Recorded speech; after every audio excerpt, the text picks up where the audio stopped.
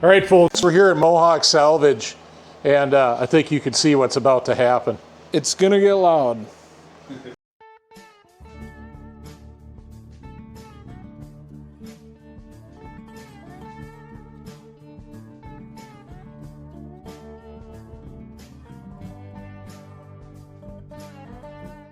It's gonna get very. So that is a early hot to go crankshaft cylinders, hot to go heads. Stock stroke 797 cc. Takes a Rotax 250 piston cut. Storm base? Storm base. Actually personal, it was actually Rob Shuping's personal NHRA asphalt motor. There's this motor and another one he built. There's no other ones out there. Tell us about those carbs, Eric. Those are electrons, and people, they're 44s. I've heard people say you can't bore them. Well, Shuping bored them. This package, when it was installed in the sled, it was all of one. Same pipe, same carbs. Stock ignition. It's got the early storm, which a lot of you people that are storm fanatics, the early flywheel was eventually then recalled because it had something to do with the timing. It was causing detonation on the lakes. Yep. Something to that extent. So I think it's FP9335 is the flywheel. And that's what I use, an RXL box. So it's a storm stator flywheel and an RXL EFI box. No kidding. Yep, metal, it's back, I don't know if you can see it. I have it tucked up back there, but it's an RXL box. Sure. Metal box. Yeah, if you didn't know, the EFI computer doesn't run the Spark on an RXL. It is just a standalone CDI box. So that's kind of what I've left it damn near pretty much alone, other than I've done some motor work, and Shuping did a lot of the machine work and all the porting and all that stuff. But if it just hurts a piston, I'm capable enough to do that. I've had Northern Crankshaft do the cranks on it. Other than that, it's a pretty tough engine. So we'll try to get her fired up. I haven't started it since end of March, early March. So here we go.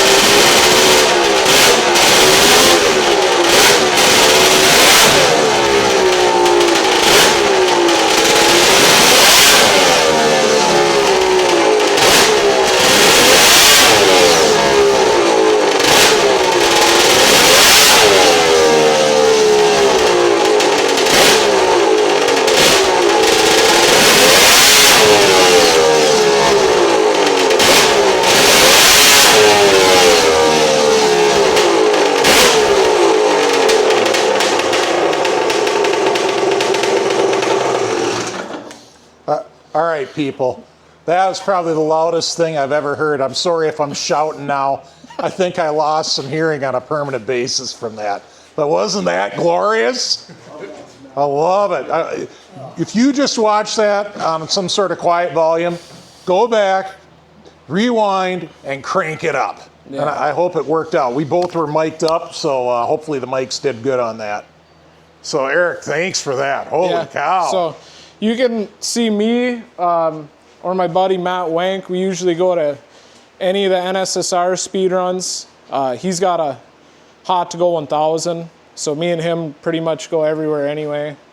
What's the fastest you've run this? This thing, I've had it before when it had the old 115 speed belt setup, and right over here, unfortunately, Yeah, they don't let you run those anymore, do they? we had one snap.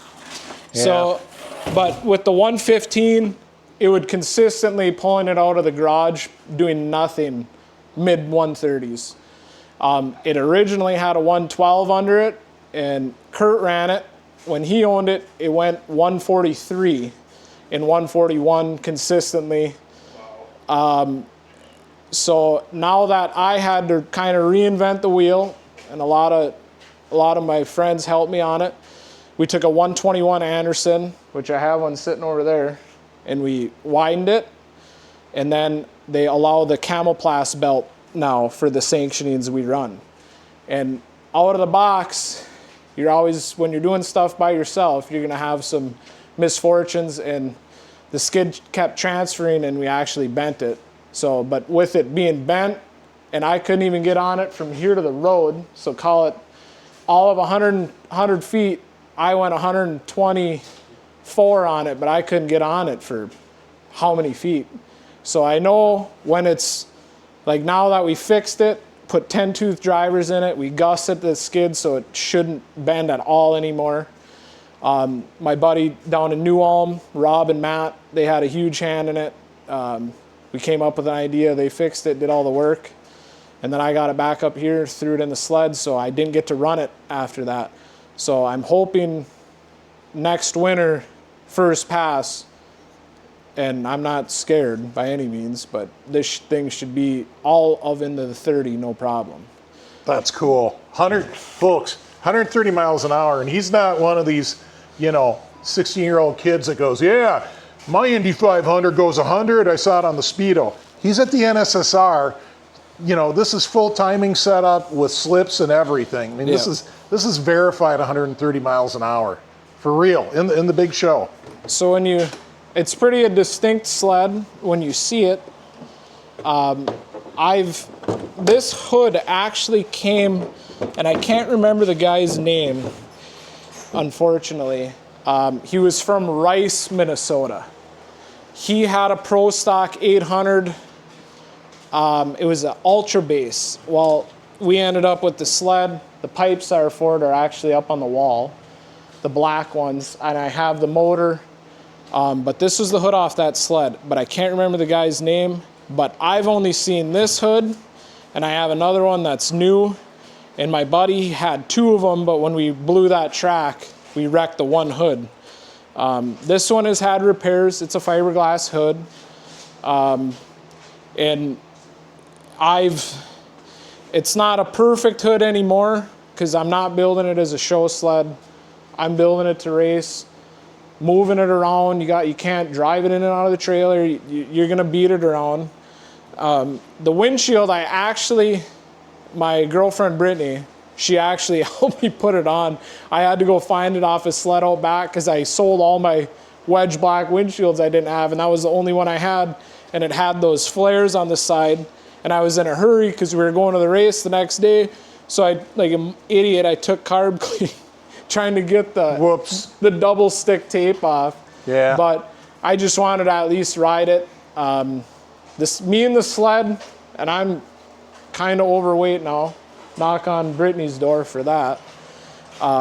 Me and the sled weigh 620, so I could shed some pounds, which I should anyway. But cool seat. It's just an Indy seat that I think Kurt and Jeff Ledoux, and if you guys know anything about the speedrun world, Jeff Ledoux was the one that built Boosa Mod. If you ever heard of the sled Boosa Mod. Sure. That went 188, I think, at Chautauqua in 2009. So back in the day, in this very shop, it was all speedrun sleds, being Kurt Mohawk, Jeff Ledoux, Brittany's dad, Troy Vital, my dad, Eric. This is what they did back in the day. John Rennie was another one. Those guys lived and breathed snowmobile speedrunning every week. And I mean, I remember going as a kid, there'd be you'd be gone the whole weekend and hit events on the way home on Sundays. Wow. So There was more back in the day, yeah. there was, and unfortunately I will say it's been on a decline, but I've been around speedrunning since I was a little boy, and I bought this sled in 2017 or 18, somewhere in there, from John Rennie. And then I ran it in a few times, but it had a problem with the motor. If anybody knows anything about the old crankshop cylinders, the castings were not good. So 2 years ago, I had a friend that said he could weld the cracks up. They kept cracking above it would weep water, and it would literally spray onto my belt. So I had a friend weld them up for me, and knock on wood, they've been good all year long since I've been running it, no issues. I didn't want to block fill it. I was trying to avoid block filling it. Yep. But other than that, the motor's been really healthy. We just got to get the power down. And it's at 9,600 RPM, this motor is 215 horse. That's what Rob Shuping told me. I talk to Rob on a regular basis in the wintertime. Ask him, he probably does get annoyed of me, but Rob, all in all, is a great guy. He's helped me with many of my projects. This motor, a couple other of my motors I had Rob at Hawk to go do. But basically, all the stuff I do is basically me and my buddy and Brittany and a couple of our other ones, and that's about it. That's awesome. So cool. Eric, thanks for showing us the sled. That's cool. All right, now we're gonna give you a little tour of Mohawk Salvage. Oh, yeah. Show you the inventory they got, and Eric already walked us through, and I'm pretty well blown away. But it's a disaster out here. It's a disaster, he says. So they do a lot of ATVs and a little bit of side-by-side stuff. So you can see there's mountains of it. Mountains of stuff all the way. And sleds. Tons of sleds. Lots of sleds. But the 100 by 200 building, this mainly holds a lot of our parts. The indoor parts. Yep. There's outdoor parts. He's got a set of SLP Ultra pipes in a 96 Ultra just sitting outside. That's the kind of inventory he has. Like, how many sets of SLP Ultra pipes do you have? Ultra pipes, if I do get any of that stuff in, which I might have a set, I will generally list the more rarity of the wedge muscle indie stuff.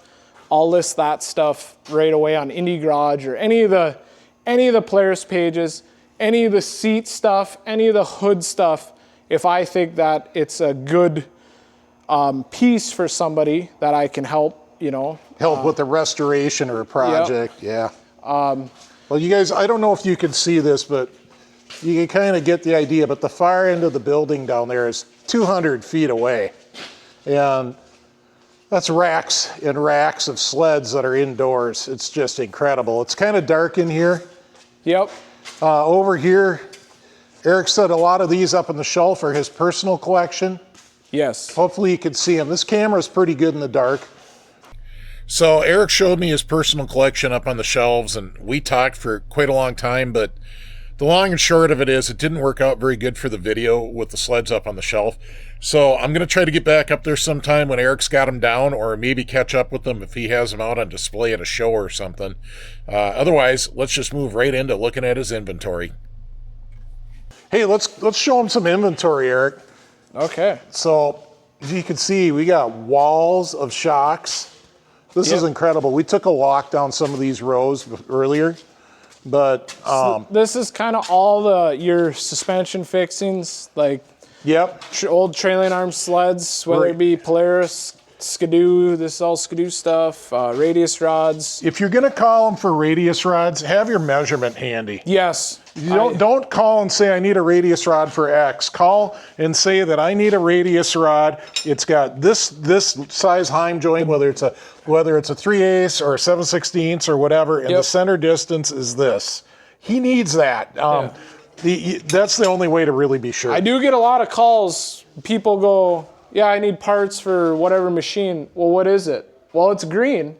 That doesn't help me. Yeah, that'll happen.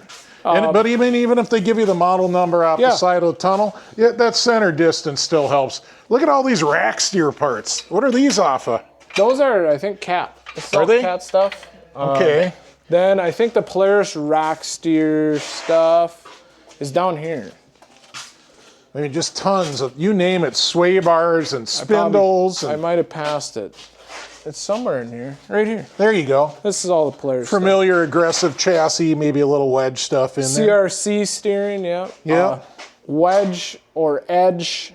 Well, any trailing arm Polaris sway bar. Once again, have your measurements, though. Yes. Your diameter, width, all that stuff. Look at all the cat spindles.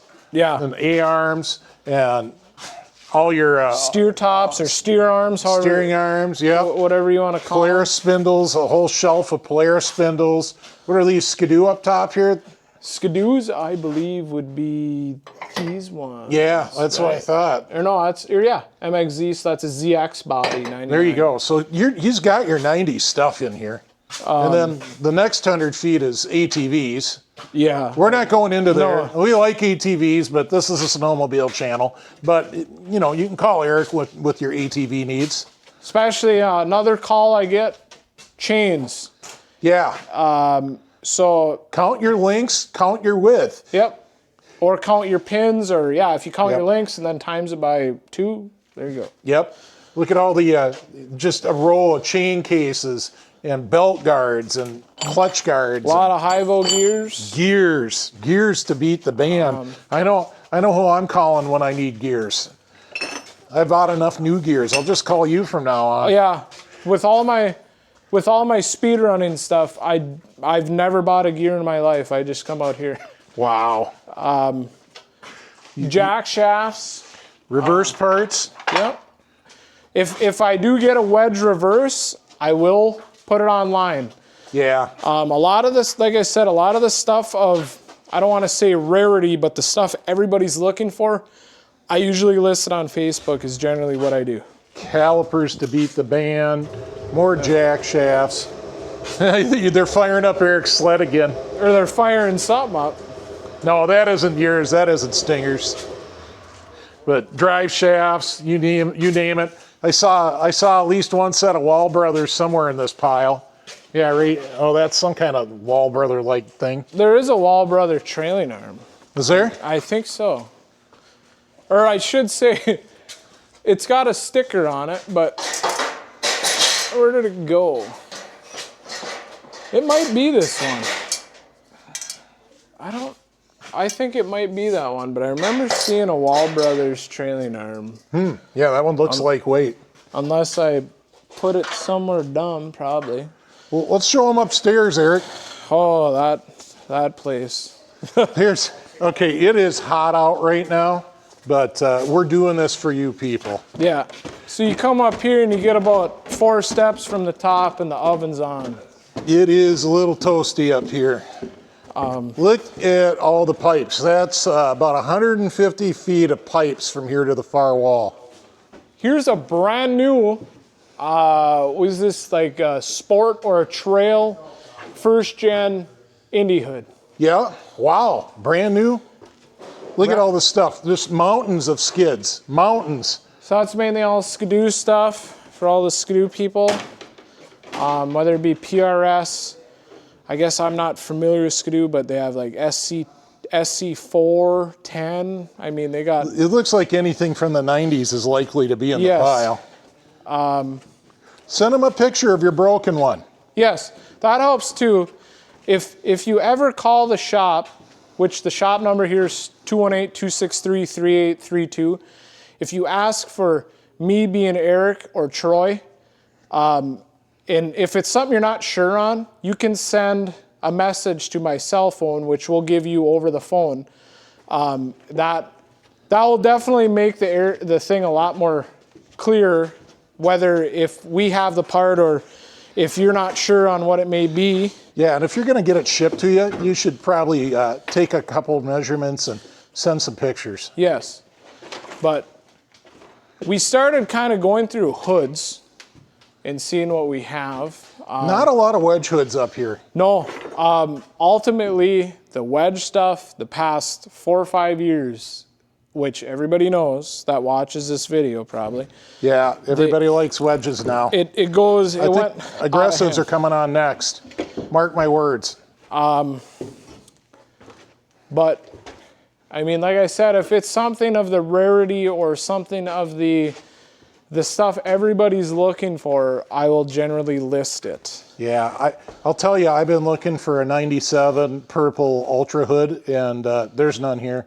And I'm trying to think, I might have had one in the past 6 years, 7 years show up here, and the hood was broke naturally. Yeah. But look at the racks of skids. He's got them divided up by the make. And then if you also ever need carburetor parts, something related, I'm not going to ship them, but if you're looking for something specific that you don't, like you just need a carb part for and you don't want to, you know, pay somebody to ship it, say like off something new like Partzilla or whatever you may use, just come up here. Feel free to dig through any of these bins. I can definitely guide you or come up here. Yep, look, he's got rack carbs just laying around. Yeah. I mean, I don't see any triple racks laying on there. But, no. You know, that says Skidoo on it, but, you know, they're around. Any of the, I think, what is this? This is a RXL.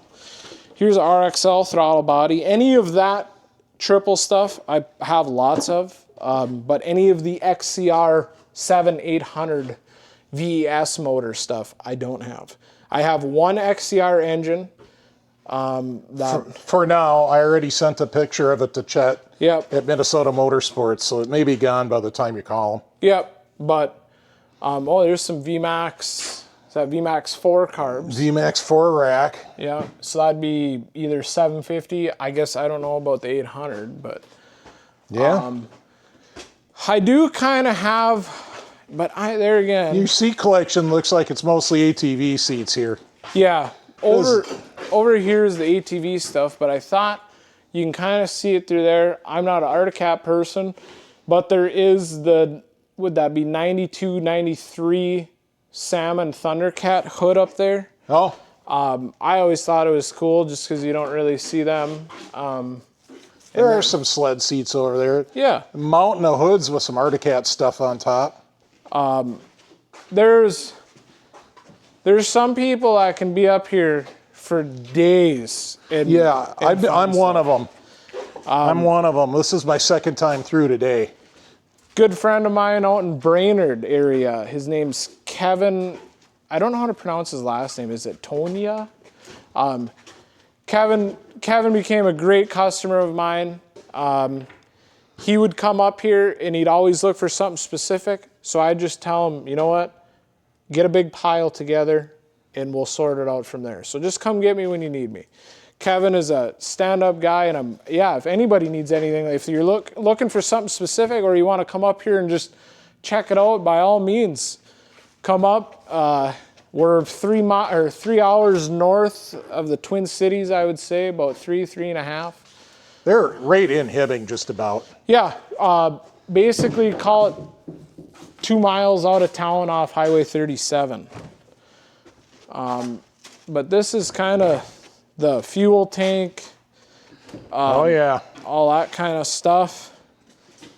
Then sled seats. Oh, there's your sled seats. That makes more sense. Hey, look. All right, somebody needs this. That actually was my original Pro X seat. Not off the one that's on the shelf. That was from one of mine when I was in high school. No kidding. Yep, I know that for a fact because the sides started cracking, but yeah. I would think the foam is probably still good, and this would be a 600 for sure. Sure. But I remember it always, I don't know if it was sank or something at one time, but when it would get cold out and I'd be riding, the thing would become ice hard. Oh, yeah. So it got wet. So then I found a better seat to put on it on the one I had at the time. Yep. I thought there was a VMAX 4 seat in here, maybe. No. At some time there was one, but It's got a 2-up sitting there. Somebody needs that. Yep, I got a lot of that stuff. That is a 2-up for an Indy Trail, looks like. And then wedge pans. These look like old trail ones because the vent's on the side. To me, that'd be a 500 Indy. This pink one, if that's pink or purple, that might be Ultra or Storm. And he's got more pans outside. We'll show you the pan I'm getting in a minute. You're not going to be impressed, but it's impressive that we found it. So, I mean, yeah, you can be up here for however long you want. yeah. I mean, there's stacks of bumpers in this pallet rack, or those pallet boxes, stacks of bumpers. Oh, yeah. Bar pads, and sometimes you can find a wedge windshield up here, sometimes. Depending on if you've been swap meeting them out, yeah. Yeah, I see an aggressive windshield right there. Oh, there's tons of them. That's a factory one, I think. There's a blue tag down on that side, I think. Is there? On this tab. Yeah, on the inside. Yeah, it's a factory one there. Factory as can be. I think we may have to add that to my pile. That's fine. I'm shopping while we're looking. All right, we'll go down the other stairs.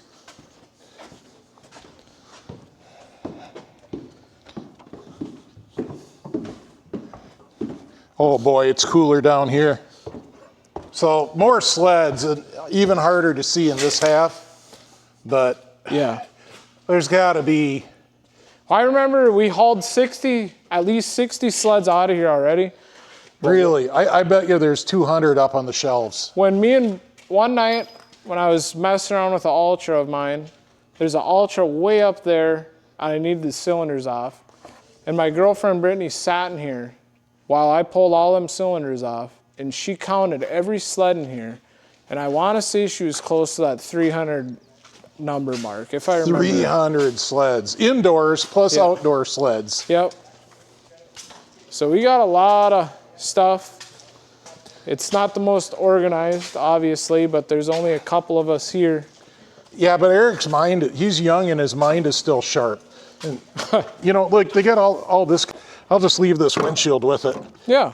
We'll probably just load the whole sled, and you're not going to hurt my feelings sending it down there. Yeah, I may get the whole sled. There's an extra 10 under it, too. So. And believe it or not, that was actually a nice sled. I remember it. Like, all the zinc on the bolts were all perfect. Oh, bummer.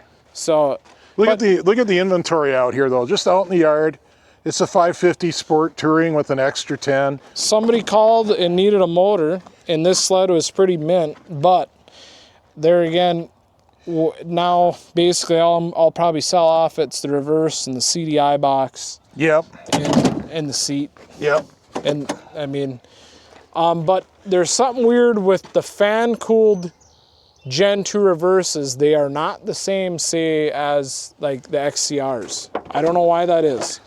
I don't know why either, because I just put one in my XCR 800, so I don't know. I remember I had to ship one to somebody and we kept running into a problem. Maybe they were, I don't know, I'm not saying anything, but I can't remember why, but it would not work and it came off that style sled and he was trying to put it on a Gen 2 liquid of some sort, if I remember right. Well, you never know. It's really hard over the phone with people. Yep.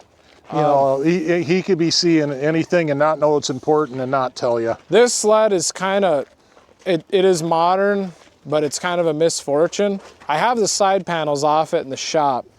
Ooh, there's a turbo hanging out there. So this was, I talked to Chris Burdant because I try to help him with all of his vintage stuff. But this was one of Chris Burdant's personal sleds when he went from Arctic Cat to Polaris. So this was like 09-ish. Oh, really? Range. So this is one of Burdant's, he built the sled and rode it. I have the side panels off in the shop. Well, what tragedy befell it that it ended up in the scrapyard? I don't know how it, it kept coming back here. Like multiple people bought it and then it just kept coming back. And turbo's free? Yep. So then I don't know if somebody needed something specific or whatever it may be. They needed something, and then we were just like, hell with it, we'll just part it. Yeah. But that was kind of at the time where all this stuff really wasn't a big, huge deal, Yeah. in a sense. Look at how many sleds there are out That's here, it. folks. This is a 600. That's an EC59, so that's a 600. Plenty of them dumb things around. Oh, that's a cross country or an XCR? Yep. Oh, yeah, yeah. That one actually had an M10 in it with Olin's on it. Gotcha. That was an interesting sled. Huh. That's a little weird.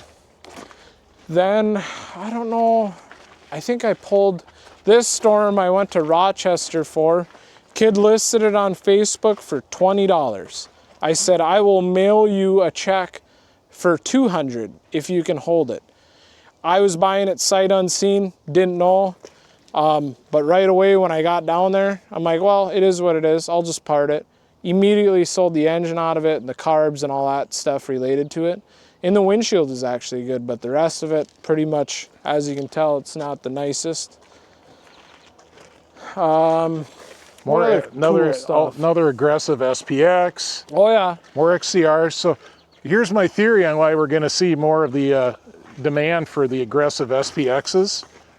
Since Minnesota is basically outlawing pipes and cans, you want the factory stuff, and that's a factory triple. Yeah, I do get a lot of calls on cans and pipes and this and that, and I hope the DNR doesn't do that, but it is what it is. It's what they decide on doing. It's out of our control. It's already a law. We can't do anything about it. Yep.